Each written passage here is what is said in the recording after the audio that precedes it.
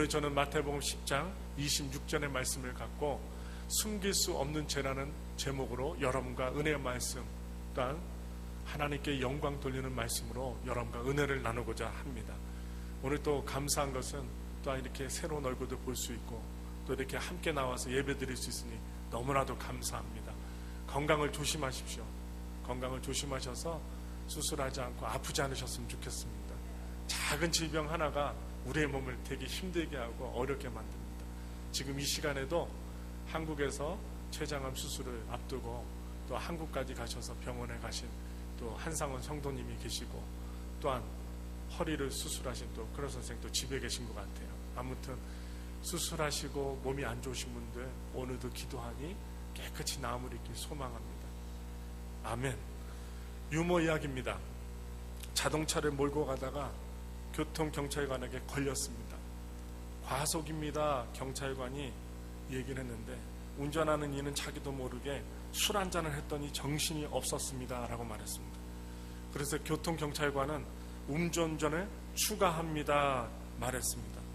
그런데 그 옆에 앉아있었던 아내가 자기도 몰래 무면허라 맨정신에는 겁이 나서 운전을 못해요 라고 말했습니다. 경찰관이 또 깜짝 놀라면서 무면허 운전을 추가합니다 말했습니다. 그랬더니 뒤에 조용히 앉아 계시던 장모가 자기도 모르게 말을 합니다. 그것 봐라, 자동차를 훔쳐 타더니 오래 못 가지 않니?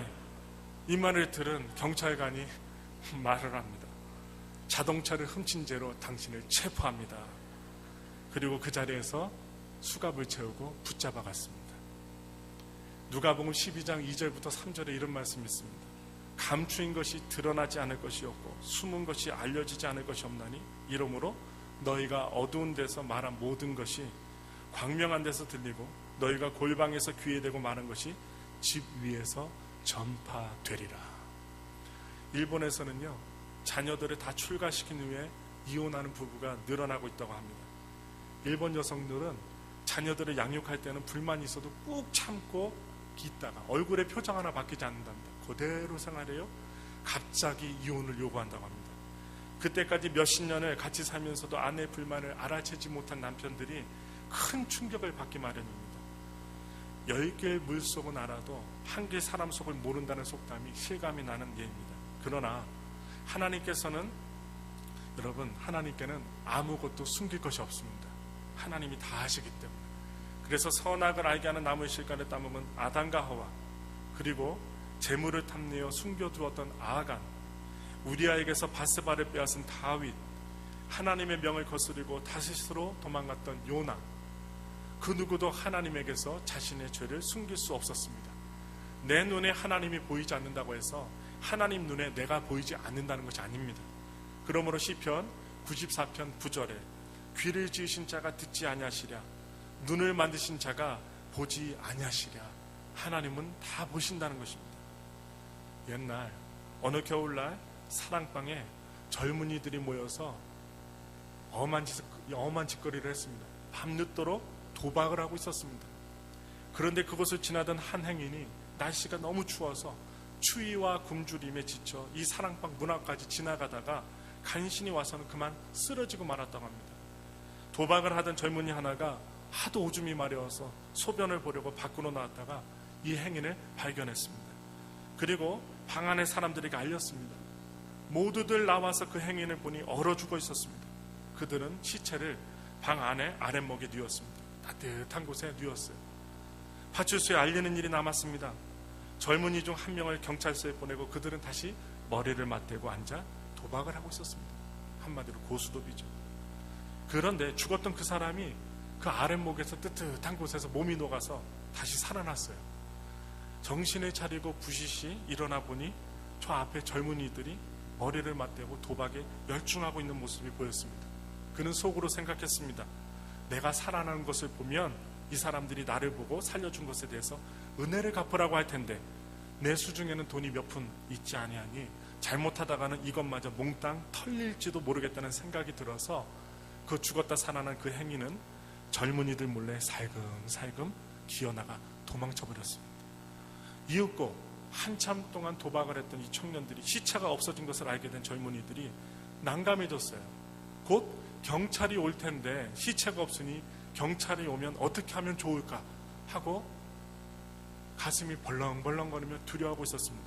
그들은 대책을 궁리하다가 기껏 생각해낸 것이 뒷동산에 전날 장사 지낸 바 있는 무덤을 파고 거기 묻힌 시체를 갖다 놓자는 것이었습니다. 그들은 남의 집 산소에 시체를 꺼내다가 아랫목에다가 갖다 놓았습니다. 마침 경찰이 도착했는데 방 안에 들어선 경찰이 시체를 들여다보니 아무래도 그건 얼어 죽은 시체가 아니었습니다. 경찰이 그들을 추궁하자 이 젊은이들은 할 수 없이 이야기를 정직하게 말했습니다. 그런데 경찰이요, 그 시체를 다시 한번 자세히 살펴보았어요. 다시 한번 자세히 살펴보니까 이상한 무엇인가 보이기 시작합니다. 뭐예요? 시체의 귀 속에 대못이 박혀 있었던 것입니다. 그래서 엄밀히 수사를 한 결과 죽은 사람의 아내가 그의 정부와 짜고 잠든 남편을 죽이고 장례를 치른 것이었어요.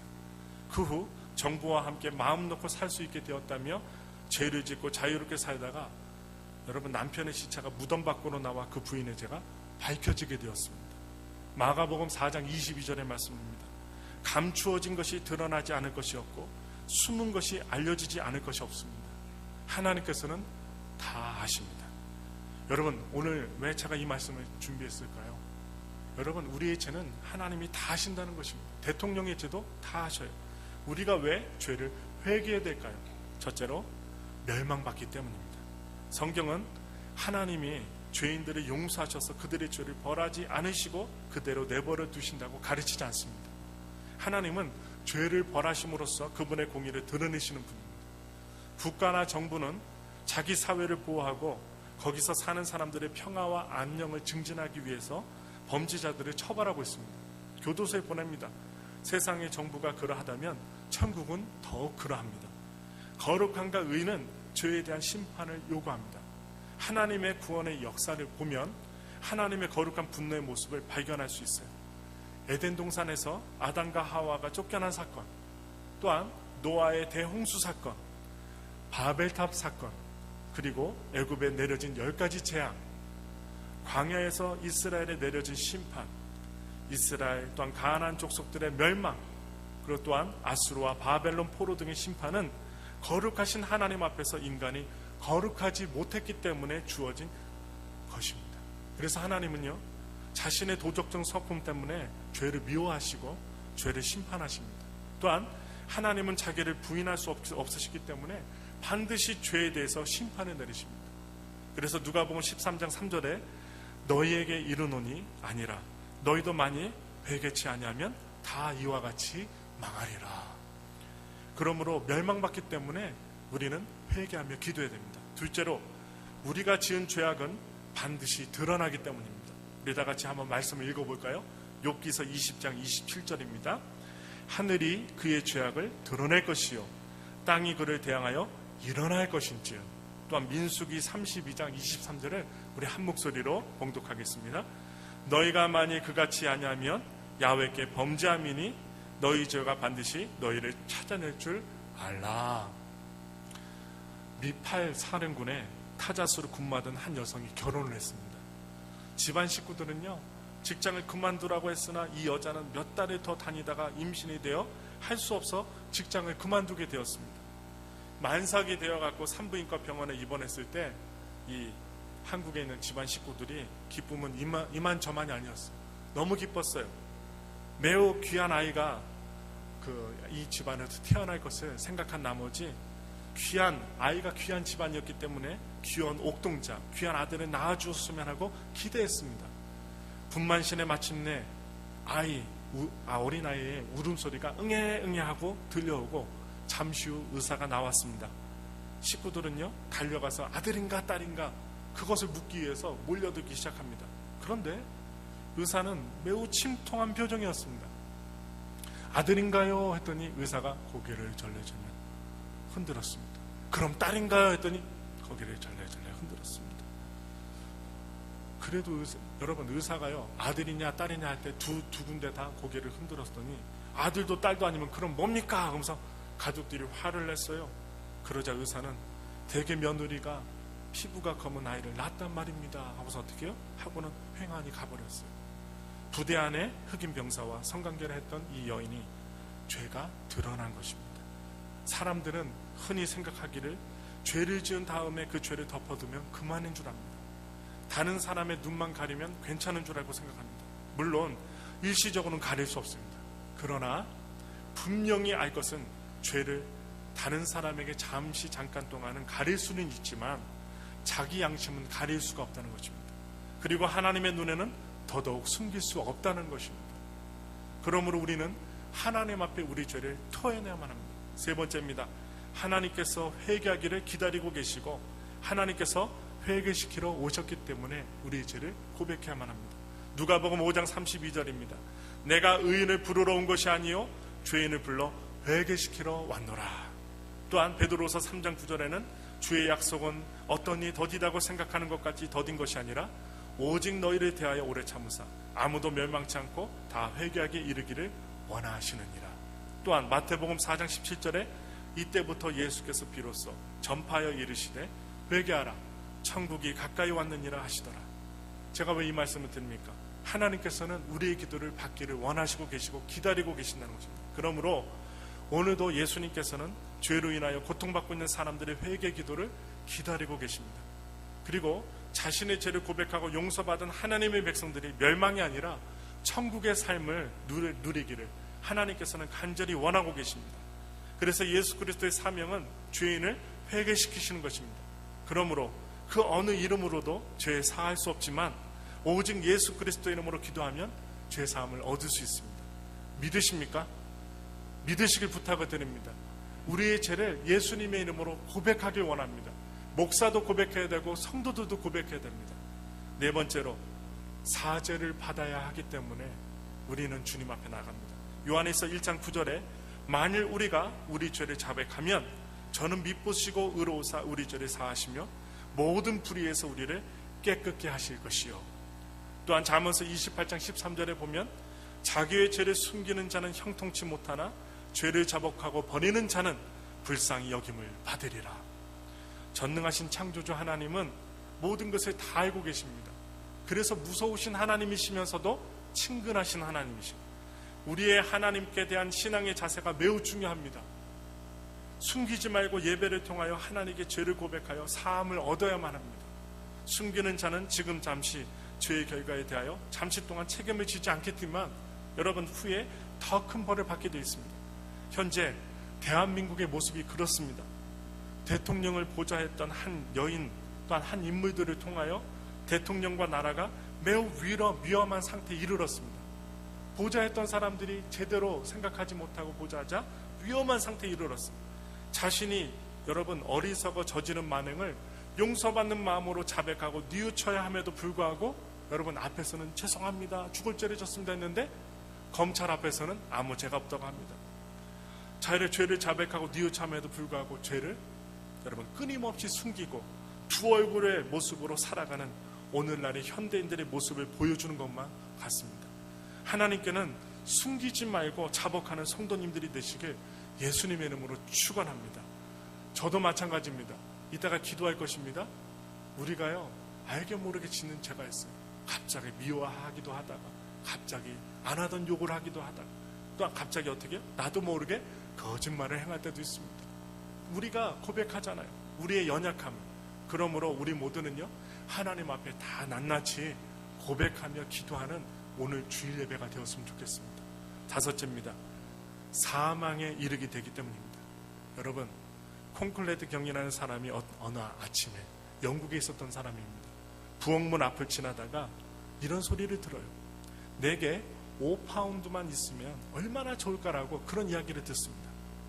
그런 중얼거리는 여자 요리사의 말을 들었는데 이 콘클레드 경은 즉시 그녀에게 5파운드를 여러분 주머니에서 꺼내주었습니다. 그녀는 수다스럽게 감사의 말을 표시했어요. 너무나도 고맙다고. 그러나 그녀는 몇 발자국 가지 않아서 또 이런 이야기합니다. 하나님 제가 왜 10파운드 달라고 하지 않았을까요? 5파운드 달라고 해서 5파운드밖에 못 받았어요. 여러분 사람들은요 만족하는 법을 모릅니다. 사람의 욕심은 한이 없습니다. 모든 강물이 다 바다로 흘러도 바다를 채우는 법이 없습니다. 그것과 같이 사람의 욕심은 한이 없습니다. 모든 강물이 다 바다로 흘러도 바다를 채우지 못한 같이 눈은 보아도 족함이 없고 창고는 가득 차도 마음의 창고는 늘 빈 상태입니다. 미국의 유명한 코미디언 조지 버니의 농담이 있어요. 이런 이야기를 합니다. 모든 것을 다 창조하신 후에 그렇게 넘치고 부유한 상태에서 인간을 만드신 하나님께서 왜 인간에게 옷을 지어주지 않으셨을까? 그렇게 질문했는데 그 이유인즉 옷을 주면 주머니를 달아달라고 할 것이고 주머니를 만들어주면 거기에다가 돈을 가득 채워달라고 계속 요청할 것이기 때문에 하나님께서 이왕 살려면 벌거벗고 살아라 해서 옷을 안 지어주셨다는 것입니다. 야고보서 1장 15절의 말씀입니다. 욕심이 잉태한 즉 죄를 낳고 죄가 장성한 즉 사망을 낳느니라. 로마서 5장 12절을 다 같이 함께 읽겠습니다. 이러므로 한 사람으로 말미암아 죄가 세상에 들어오고 죄로 말미암아 사망이 왔나니 이와 같이 모든 사람이 죄를 지었으므로 사망이 모든 사람에게 이르렀느니라. 아멘. 마지막 6절로 여러분과 말씀 나눕니다. 하나님의 심판을 받기 때문에 우리의 죄악을 하나님 앞에 낱낱이 구해야 됩니다. 어떤 선교사가 아프리카의 어느 추장을 보고 예수 믿으라고 전도했어요. 그런데 그 추장이 예수님에 대한 이야기를 기특하게 잘 듣더랍니다. 눈을 말똥말똥 뜨고 졸립지 않게 듣더랍니다. 선교사님은 한참 이야기를 해준 다음에 사람들은 다 부활하게 됩니다. 예수님께서도 부활하셨습니다. 이리 하고 말했습니다. 그러자 추장이 잠옷 환하게 웃으면서 그 이야기를 듣다가 어두운 낯빛이 되어 물었습니다. 모든 사람이요? 그렇습니다. 정말로 다 부활합니까? 그럼요.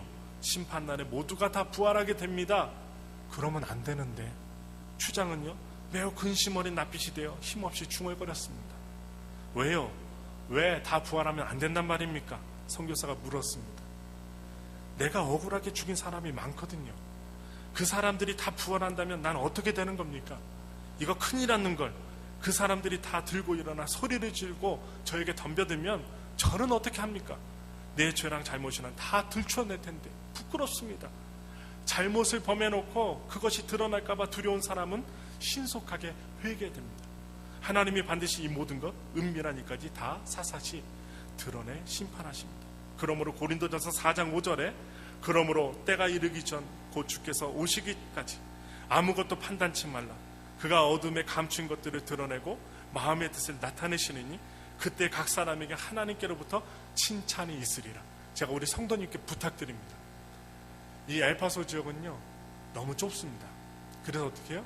이 우리 교회 안 오더라도 그 마트나 월마트나 딴 데 가면 다 아시는 얼굴들이에요. 그런데 우리 교회 성도들이 올 수 있습니다. 새신자로 올 수 있고 예배드리러 올 수 있습니다. 그럴 때에 나랑 앙숙인 사람이 우리 교회에 올지라도 어떻게 될까요? 환하게 웃으며 그의 손을 잡아줄 수 있어야만 합니다. 저는 그런 소리 듣습니다. 우리 교회 성도가 와야 되겠는데 누구 때문에 안 온다고. 그 누구는 말하지 않습니다. 그래서 궁금합니다. 그래서 하나님께 기도했습니다. 그 누가 누구입니까? 그 누구 때문에 우리 교회를 못 온다는 말이 누구 때문입니까? 제 탓입니다. 제 탓입니다. 그래서 어떻게 제 가슴을 치며 하나님께 기도합니다. 용서하여 주옵소서. 그런 여러분 오늘 설교를 드리며 여러분께 부탁드립니다. 여러분들의 얼굴을 보고 손길을 보고 이 교회 잘 왔다 할 수 있는 성도가 늘어나게 원합니다. 성도는 와야 되겠는데 그 사람 때문에 내가 절대로 그 교회는 못 가겠습니다. 이 소리가 안 들리도록 저와 여러분들의 신앙의 모습이 예수님의 모습으로 바뀌기 원합니다. 책은담에 보면 중국 명나라 말기 홍자성의 어록입니다. 병은 사람의 눈에 보이지 않는 곳에 생겨 반드시 사람이 보는 곳에 나타난다. 그러므로 군자는 사람들이 환히 보는 곳에서 죄를 짓지 않으려거든 먼저 남들이 보지 못하는 곳에서 죄를 짓지 말지니라. 군자가 되려면 보이지 않는 곳에서부터 죄를 짓지 말라고 합니다. 저에게 하는 소리고 여러분들에게 하는 소리입니다. 엄청난 죄를 저지르는 사람들일수록 처음에는 은밀한 곳에서 어떤 일을 세우고 계획을 합니다. 그리고 그 잘못된 계획이 차츰 행동으로 나타나서 세상을 깜짝 놀라게 만드는 죄의 결과를 낳는다는 것입니다. 성경의 죄는 사람이 의식하지 못하는 가운데 처음 들어와서는 결국 자리를 잡게 되어 나중에는 그것이 죄인지도 모르게 분별할 수 없게 만들다고 지적하고 있습니다.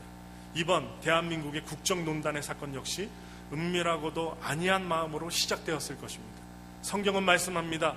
욥기서 20장 27절에 하늘이 그의 죄악을 드러낼 것이요 땅이 일어나 그를 칠 것인즉.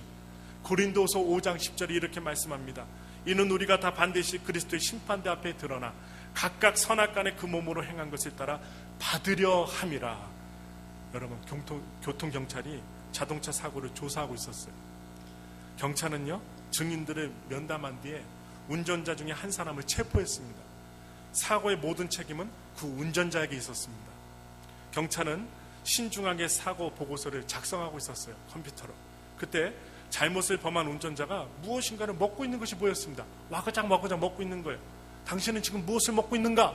물었더니 당신이 작성한 보고서를 먹고 있습니다. 보고서를 이렇게 프린트한 거를 안 보는 사이에 입에다 넣고 지금 씹어 먹고 있었어요. 운전자는 사고 보고서를 먹으면 자신의 잘못이 감춰질 것으로 착각하고 있었습니다. 그러나 경찰은 신속하게 다음 조치를 취했어요. 증인들은 다시 찾아내서 증거들을 재수집한 뒤에 새로운 보고서를 완성했습니다. 물론 가중처벌까지 추가되었습니다. 죄가 있으면 인정해야 합니다. 하나님은 죄를 고백하는 사람에게 용서를 해주십니다. 하나님 앞에서 드러나지 않은 죄는 없습니다. 죄의 보고서를 먹는다고 그것이 감춰질 리 없습니다. 하나님은요, 우리의 행위뿐만 아니라 마음과 뼛속까지도 살피시고 다 하셔요. 여러분 다 같이 볼까요? 시편 44편 20절부터 21절 말씀입니다. 우리가 우리 하나님의 이름을 잊어버렸거나 우리 손을 이방신에게 향하여 폈다면 하나님이 이를 더듬어내지 아니하셨으리까. 대저 주는 마음의 비밀을 아시나이다. 열길 물속은 알아도 사람의 마음은 모른다고 하잖아요. 그러나 하나님은 사람의 그 열길 물속까지도 다 아신다는 것입니다. 그러므로 죄의 결과는 당장에는 드러나지 않고 때로는 악인이 흥하는 것 같이 보일 수 있습니다. 그러나 많은 범죄 사건은 결국 죄는 파국을 맞게 된다는 교훈을 우리에게 극명하게 증명하고 있음을 기억해야 한다는 말입니다. 시편 4장 4절의 마지막 말씀입니다. 우리 다 같이 한번 봉독하겠습니다. 너희는 떨며 범죄하지 말지어다. 자리에 누워 심중에 말하고 잠잠할지어다. 하나님 앞에서는 우리의 어떤 것도 숨길 수가 없습니다. 지난 과거에 잊고 싶은 상처와 실수도 현재 외면하고 있는 죄의 모습도 주님 앞에서는 환한 빛 아래 있는 것처럼 낱낱이 드러나게 됩니다. 우리가 아무리 감추려 해도 하나님 앞에서 진실은 절대 감춰지지 않습니다. 그러니 주님께 오직 진실로 나아가십시오. 우리의 모습이 어떠하든지 주님께서는 지금 있는 모습 그대로 받으시고 진정 회개하기를 간구할 때 가슴속 깊은 상처까지 고쳐주실 줄 믿습니다. 결론 내립니다. 엘파소 순목교회 모든 성도 여러분, 우리가 아무리 은밀하게 죄를 감추고 숨기려고 해도 언젠가는 하나님 앞에 다 드러나고 수치를 당하게 됩니다. 하나님이 심판하시기 전에 속히 회개하고 예수님의 긍휼과 자비하신 십자가 용서의 품에 안기셔서 이 험난한 세상에서 자유와 기쁨 그리고 천국의 소망을 누리며 세상의 빛과 소금의 역할을 감당하시길 예수님의 이름으로 축원합니다.